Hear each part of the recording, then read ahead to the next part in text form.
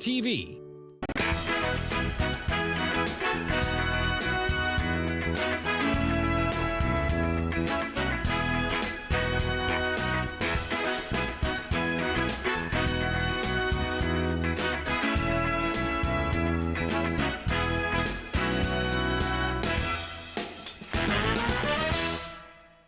Good evening and welcome to West Talk. Today is Tuesday, April the 29th, and we've got another great episode for you. Of course, we're going to be joined by a couple guests right here in the studio and to talk about some different kind of things going on. We've got some events, and we're going to be speaking with a business operator that we can't wait to tell you about.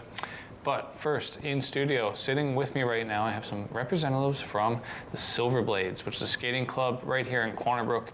They've got their 60th anniversary on the go, and as well a live skating event coming up. So to chat about that, we have Kara Pye and Savannah Burden from the Silver Blades. Thanks for coming down. Thanks for having us. Good to see you. Now, there's lots to discuss. We've got events, we've got anniversaries.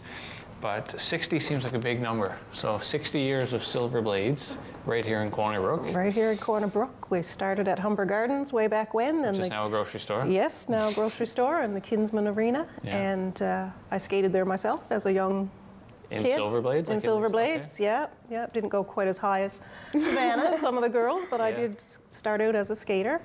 And then they moved up to the Civic Center, I believe, close to when the games were. Yeah, 90s, late 90s, yeah.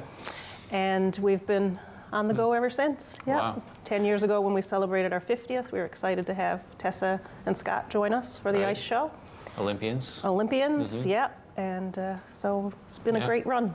Figure skating seems to be like, I don't know if popular is the right word, but like, you know, Newfoundland seems to have produced some really good skaters from different parts of the province, and like Olympians and lots of medalists. And absolutely. Yeah, something we're certainly proud of. Yeah, because I don't know why that might be. Maybe it's because there's a lot of rinks around in different places and you can do more than, hockey. But also, I'm not a big hockey guy, but I have been learning that apparently, a lot of excellent hockey players at some point or start out, when skating, skating, figure skating, which is pretty interesting. I guess it's for what? The agility or the... Well, our Can Skate program, it's exactly what it is. It's a learn to skate program, no matter what you might decide to pursue, once you learn to skate, but you get those basics, and I would think it's probably easier to learn to skate without hockey gear. So even if, we've got lots of kids that join, whether they decide to go on in hockey or stay in figure skating or speed skating, at least they have those basics. Because it's just about the skating. Yeah. Right, mastering that element of it, and then you can expand into all the other stuff. Absolutely. Very interesting. And so what about if there's like adults or teenagers who have never really been into it at all? Like, is it approachable in that way? In the past, we have had an adult learn to skate program. Depends on how much ice time we can avail of and how much interest there is. Yeah. But we've had older skaters, do the Can Skate program and learn to skate. So there's certainly options. Cool. But for the most part, it's people starting out at a young age. Like I know Savannah did, and I'll have some questions for her. They start out when 4 or 5 years old. Three. Mm-hmm. And, how is it that there's... Like, what does the progression look like? Is it the same coaches that are with these kids for the whole time? I mean, I imagine what you're teaching to a 3-year-old and then what, like, Savannah's doing now are just such different Absolutely, things, right? Yes, yeah. So there are different certifications for coaches, but we have 3 base coaches, I guess, or our adult coaches, because we also have students like Savannah's age who are Can Skate trained, and it's the same program across Canada, whether you are in Can Skate in BC or over here with us. It's the same expectations, same guidelines for running the program, and then there are ribbons and badges that the skaters can earn, and they move through the stages. And then once they get finished with Can Skate, they have the option to move into our Star Skate program if they choose. And again, that's national standard that we all follow. And skating is so wonderful in any sport because it teaches so much more than just the skills on the ice. Yeah. It teaches perseverance and resilience and getting up after you fall, literally and figuratively. Yeah. So it's a great sport to be involved in. Yeah, and it's actually a lot more sort of, I don't want to say structured, but I didn't realize that, you know, the programs here were so nationally integrated. Yes. And maybe that's part of the answer of how so many Newfoundlanders end up getting big opportunities to compete. Yes, maybe. Because even though we're here in Newfoundland, we're still, you know, the clubs are still well integrated. Yes, so. and we're hardworking. So. Yes, and that too. So Savannah, you started out skating when you were, what, 3 years old, 4 years old? Yes, 3 years old. Yeah, and now you're 18, I think, 18? Mm-hmm. Yeah. And about to graduate and going to be leaving the club, I guess, or what, you know, how does this go for now? Yeah, so I plan on going to Dalhousie University next year Right. and plan on skating with the team that they have at the school. Really? Like a varsity skating? Yeah, but there's not really much like competitions, like they don't really do competitions, but like just training with like people there, just enjoying skating, not for the competition aspect, you know what I mean? Yeah, so you did do a fair bit of that though, hey? Like throughout your youth? I was a competitive skater for 5 years. Mm-hmm. So I went from pre-juve all the way to pre-novice, competed outside province at NL Games. I won gold there 1 year, which was pretty... At NL Games? Yeah, Nice, which was a big congrats. highlight of my career. For sure. Yeah. So would that be probably your most memorable competition? Your most, Definitely, yeah. It was a big moment for me. Mhm. And then outside of Newfoundland, what kind of places have you been able to compete in? Most of it has been in Nova Scotia, competing at the Atlantic Championship. Okay, so there's an Atlantic level. Yeah. Okay. Yeah, and I've also skated up in Ontario and Quebec also. So Wow. that has been, it's broadened my horizons a bit more. Yeah, and you've probably met a lot of people as well. You have friends now that you've met from your competitions around Canada. Yeah, it's Really really cool. great. And so, what about now? Like now that you are going off to university and stuff, is there avenues that, you know, obviously not here in Corner Brook now, but this is just a curiosity. Are there avenues if you wanted to continue to compete, like as a young adult now? Like how would you go about that if you wanted to? Yeah, so the categories I currently compete in now don't have an age like limit. Yeah. So I can compete at it like 18 or 40, like it doesn't matter. Cool. So And you would just like sort of do it independently, sign yourself up? you yeah, know? pretty much. Yeah, you have to be registered with a club, Right. but like if I'm competing, I'm obviously going to be training somewhere. So Cool. yeah. It's very cool. So now you guys also, the club, so you're focused on training skaters.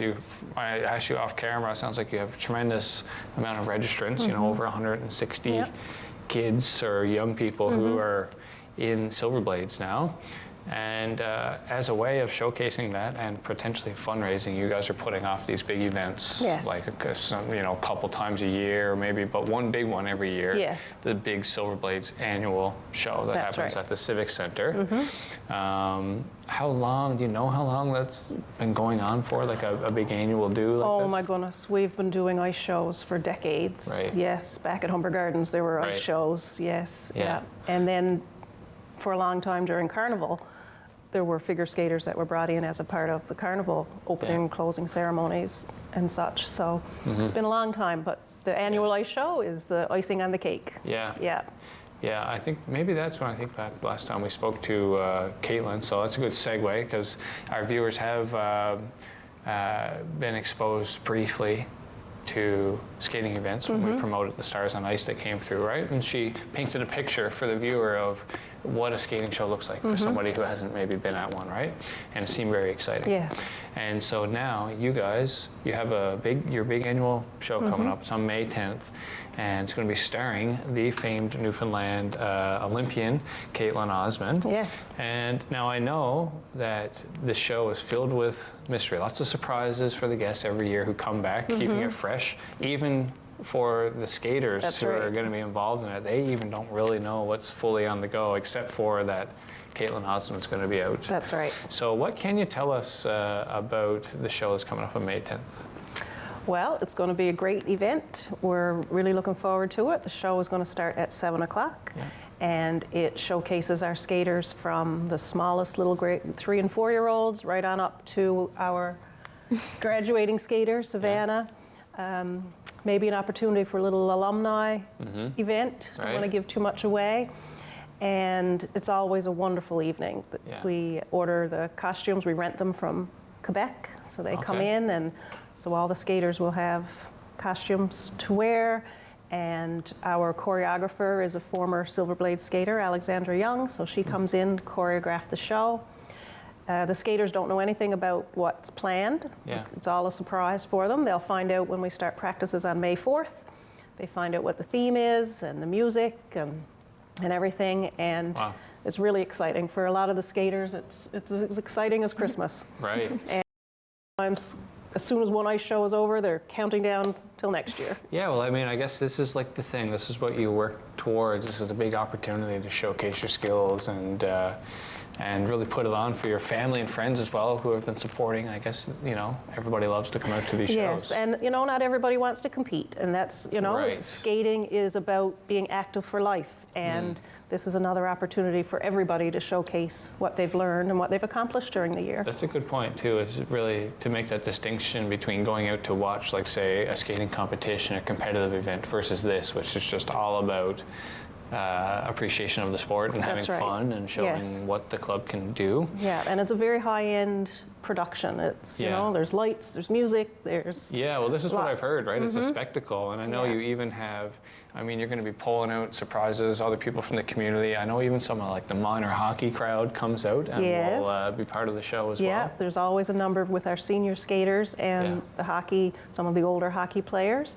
They were a little hesitant when we first started this years ago, but now they're booking their spot from one ice show to the next as well. They really enjoy it. So the high school, junior high school, high school age. Yeah, they love the attention. They love it. Yeah. They love it. And they're up for anything. Doesn't matter what it is. Yeah.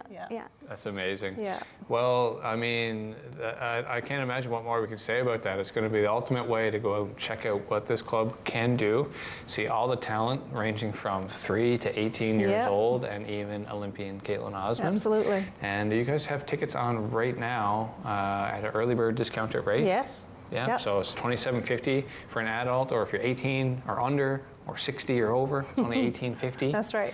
And right here at the Corner Brook Civic Center. Absolutely, and we hope to see everybody out for it. I think you will. Thank you. And that was Savannah and Kara from the Silver Bays Skating Club. We're going to take a quick break, and we'll be right back with Mr. Gerald Targett. Stay tuned.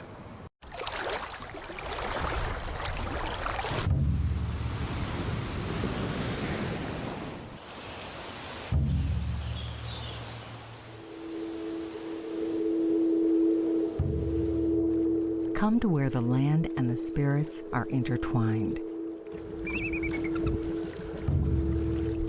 Discover a whole new way to see this place. Feel the earth under your feet as you walk the path of our ancestors. Immerse yourself in our traditions. Ours is a culture alive with music, dance,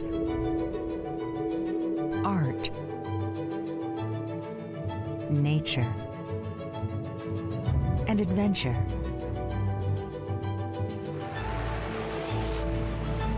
It's in the air, the water, the sound of the wind in the trees. It's in the stories of our elders and the faces of our children, those with a shared history yet to discover. It's knowing that everything that casts a shadow has a spirit. Everything is alive. See what we see. Experience Malibu. And I'm back now, joined in the studio by a great friend, a good fella, local entrepreneur, Mr. Gerald Targett, owner and operator of Ride in Style. Gerald, thanks for coming down. Pleasure. It's been a couple of years in the making now, trying to get you to come down and chat with me, but you don't stop long enough for a 10-minute interview. No, that's right. Yeah. Very busy. Yeah.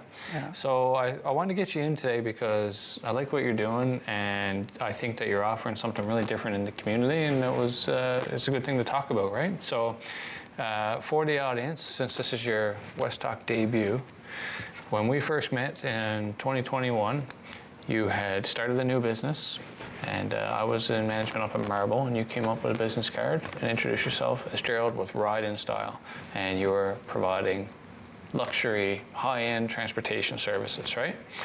And at that time, it was just you and one nice rig. And now today, things have really seemed to balloon, Yes. kind of almost out of control. Yes. Right? Yeah. And so then recently, last summer, I was at the airport and I saw this black convoy coming down the road with 3 SUVs and 3 buses and all decked out. And I thought, man, things have certainly escalated quickly. I think I need to see what's going on, right? So, so that's where we are today. But take us back to where before all this started, because before you were ever driving around VIPs in style, you spent 36 years as basically the milkman, Yes. right? So tell us about that. Driving milk tankers for 35 years with Scottsburn. Yeah. All over Newfoundland? All Newfoundland, but Nova Scotia too as well. Yeah. But, you know, starting this thing, we came back from a trip to visit our daughter in BC, and we had a ride to a hotel. Yeah.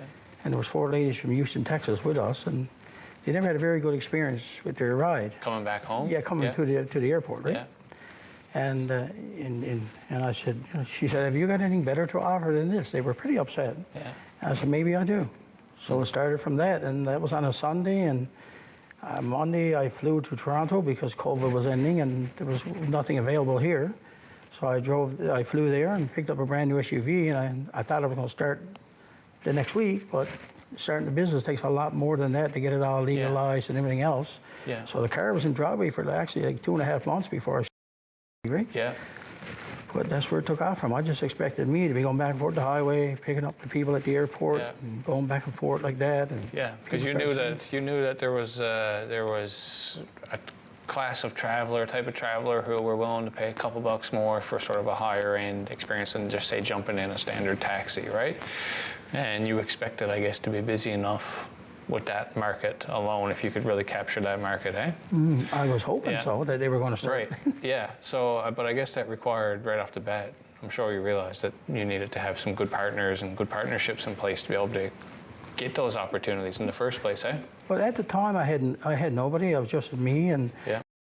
going back and forth, like people like Derrick Airport Authority, like Tammy Priddle, and these people, and you know, they took me in and said, we need this service too, and then people at the airport started seeing me, and coming to me, right, and it just took off from that like crazy. Within 3 months, I mean, I had 2 cars and a bus, and they loved the service, and they were willing to pay the extra, no problem at all, and like then it just took off from that, and.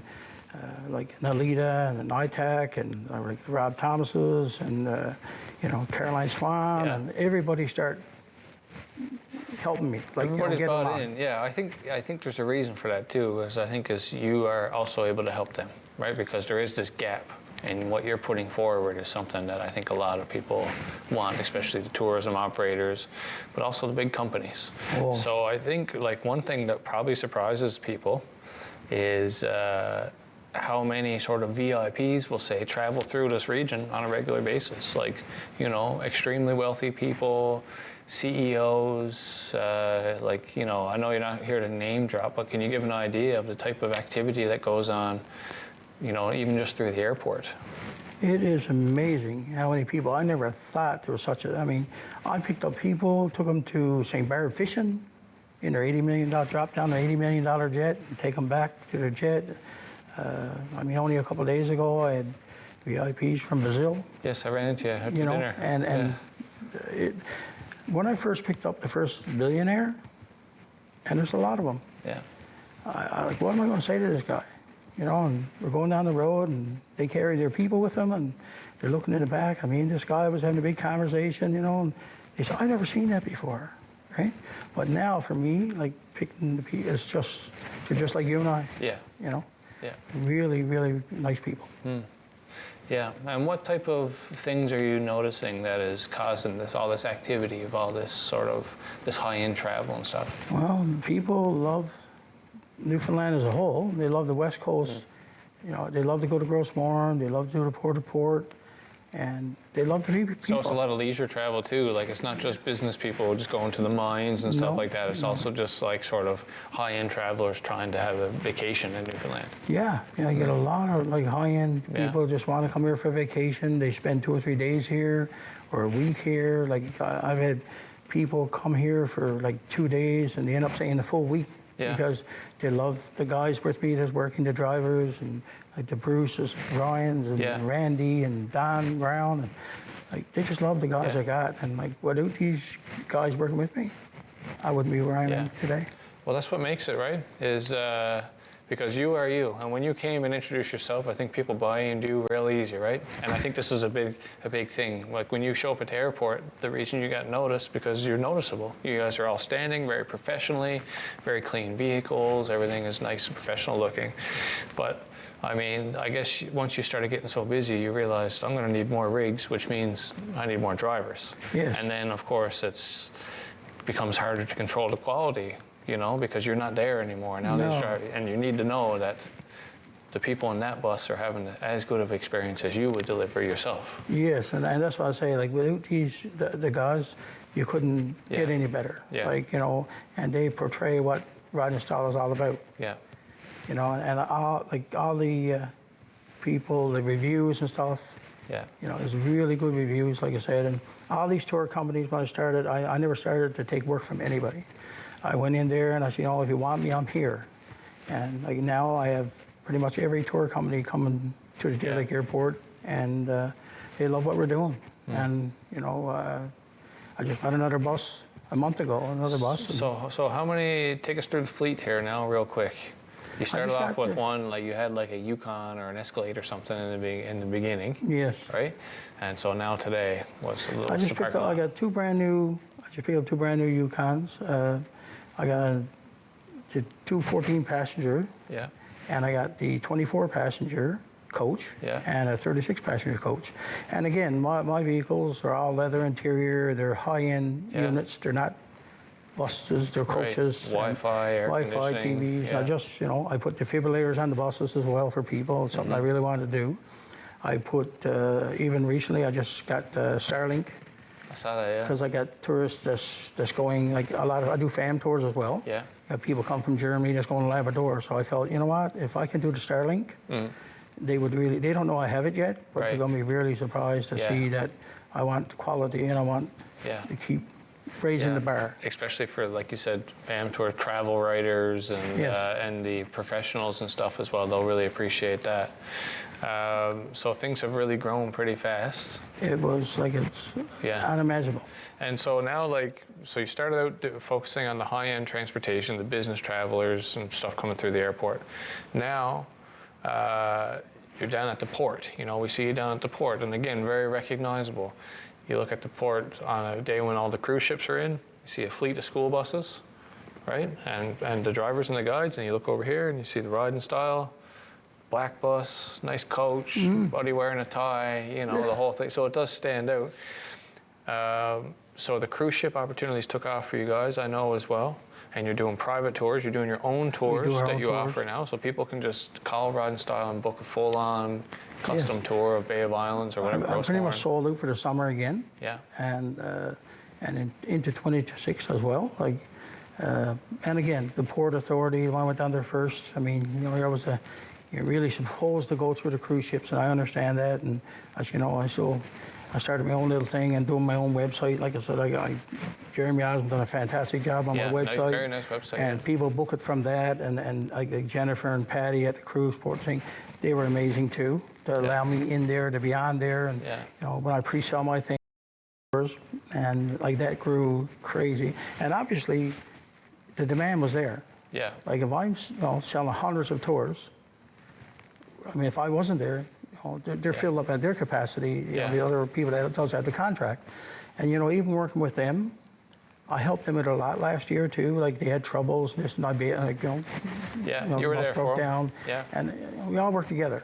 You know, at first it was a bit, but now like we all work together, and you know, it's just promoting the cruise ship industry as it should. Yeah. I mean, and people are like, you know what, the tourists that's coming here, spending money here, it's amazing. It is. It's amazing. I've had people go to Grossmorn with me to Rocky Harbor and spend $7,000 on paintings. Yeah. you know. Yeah. And you know, it's good. Every tourist is an opportunity, and you're right. There is a sort of I think busing is a big part of the puzzle for accommodating tourists here. I think, you know, the reason I don't think you had to take any food off anybody else's table because there was enough there waiting, right, for you to be able to capitalize on. And so to everybody else out there who's thinking, just the average West Talk viewer as well, you are also available for like weddings and private events and just basically anything that somebody might want to make a little bit more special with a nice vehicle and a nice driver. Eh? Yeah, I mean, and I had no intention, well, to do the wedding things, and they were calling because of the luxury coaches and this, and they really wanted that, right? So, I took that on as well. Yeah, also, you know, a special night out maybe if you're the type, like, you know, who only goes out for dinner once every couple of months. Why not get Rod and Style to come pick you up and have a glass of extra wine? You get a lot of that as well. Yeah. Right? Yeah. So, no, it's amazing, and the tourism. I just wish the government, going off the topic a little bit, they do not support wheels, you know, and without wheels, how are these people getting around? Like, you know, when people get off the cruise ships and they see my bus and they say, gee, I thought I was getting a school bus. Right. You know, but we have to try to support wheels because like people like the Parsons and Sons and you know, Shears and that, when these people are, you know, are done, man, we got to have, it's no good to bring them here if you have no way to get them around. True. Like, we have to get them around. And I don't know, but, you know, in style, but we have to get them around. Yeah, you know what I mean? Well, yeah, we'll get them around any way possible, but the lucky ones will get to ride with you in style, Gerald. So I wish you luck. Congratulations on all your success. In just the last 4 years, you've already quadrupled, maybe 8 times your size. And so I can't wait to chat with you again next tourism season to see how it all went. Looking forward to it. Thank you. And have a good summer. You too. We're going to take a quick break and we'll be back to wrap it up. Stay tuned. So why volunteer at Rogers TV? Well, it's fun, exciting, and challenging. You can develop practical, hands-on skills in TV production, make new friends, and have fun, all while giving back to your community. For a few hours a week, you can be part of a great team making great local television. Want to find out more? Get in touch with us at rogerstv.com. Make your mark and find a new passion as a Rogers TV volunteer. And that's it for today's episode. I want to thank the Silverblades for coming down, telling us about their 60th anniversary show they have coming up on May 10th, as well as my friend Gerald Targett for telling us all about his business, Ride in Style. That's it for this week's episode, but we'll be back not next week, but the week after with another new episode. See you then.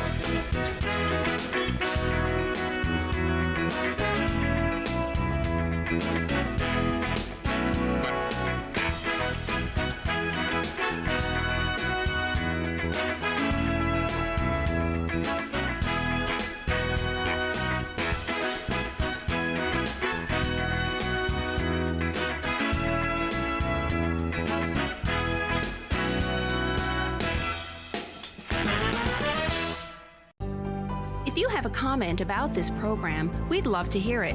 Email or call us, or send us your feedback through social media.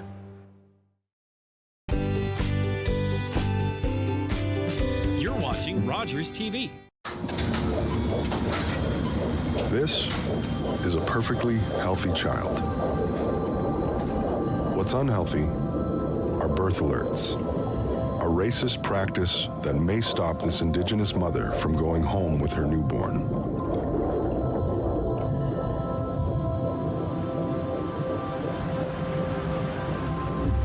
Become an ally.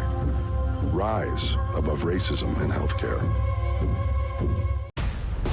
This year, 2 groups of veterans and 2 teams of rookies compete to renovate 4 identical houses with their own signature style. In the ultimate neighborhood knockout, we're gonna keep things fresh. Get down and dirty. And bury the competition. Rock the Buck on HGTV.